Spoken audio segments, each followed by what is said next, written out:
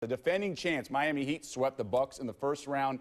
8 days off between games. Of course, the Bulls off that miracle win in Brooklyn on Saturday, trying to ride that momentum and still depleted. Before the game, LeBron James received his 4th MVP award. As for the Bulls, Kirk Hinrich still out with a bruised calf. Of course, no Derrick Rose.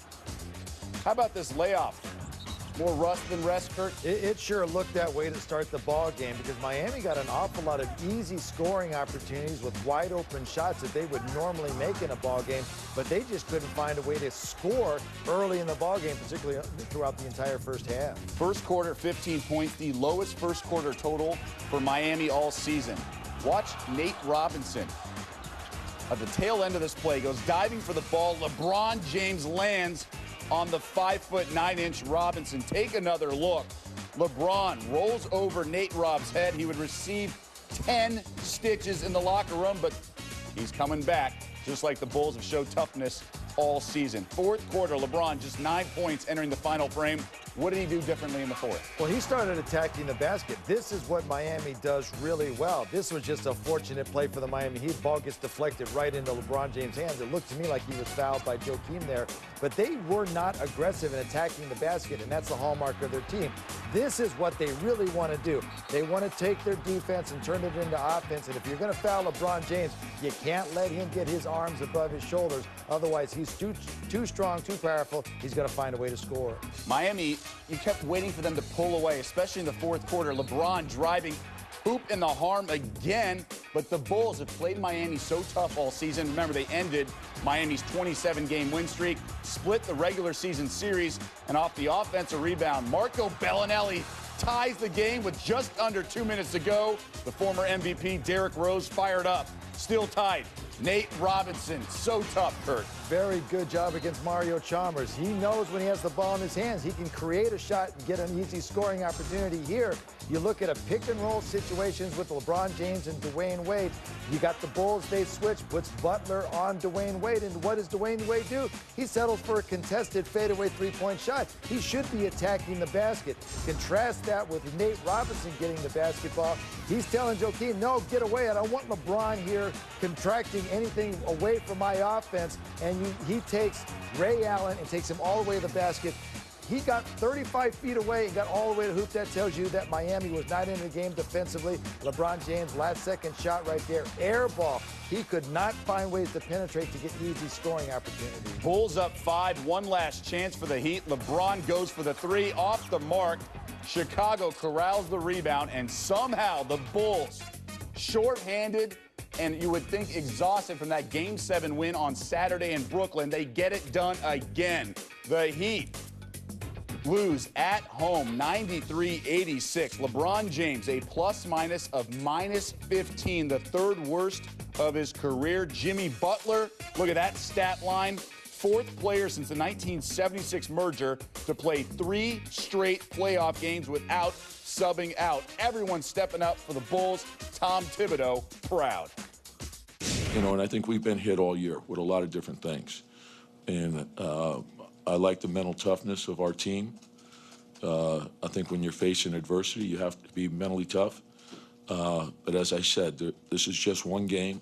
I feel like our team, the character that we believe that we have, it's all about being tough. You know, we're always going to be the underdogs, and we take pride in that.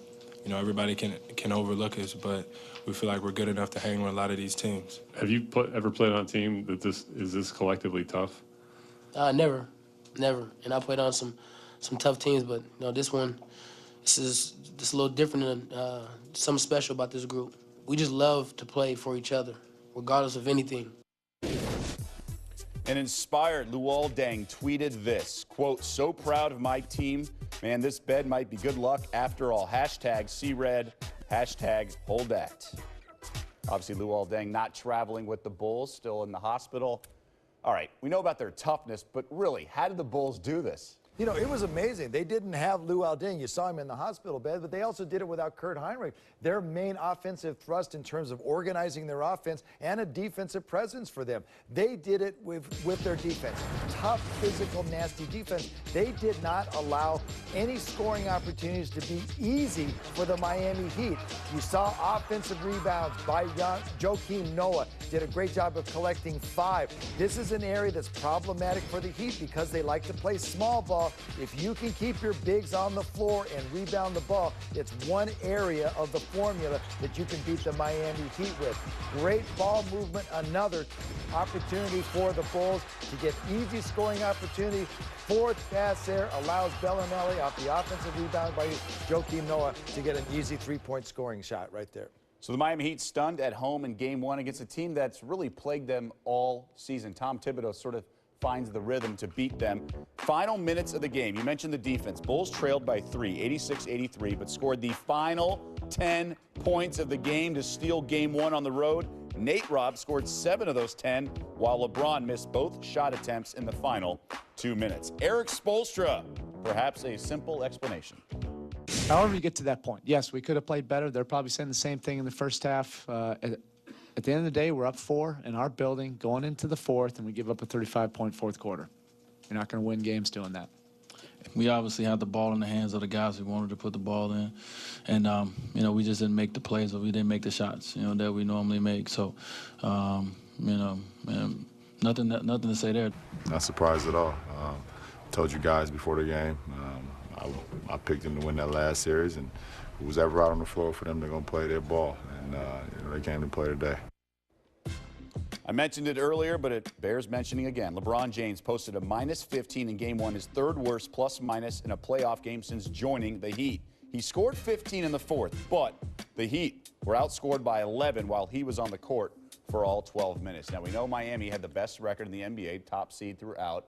We know they're defending champs, but does Miami have to make any adjustments for Game 2? Oh, absolutely. Because they like to play small basketball, they've got to figure out how to rebound better. They gave up 9 offensive rebounds to the Bulls for 17 second chance points. That's an area that they have to correct. And that means you got to put bodies on people. When shots go up, you just can't stand around and hope that the ball comes to you.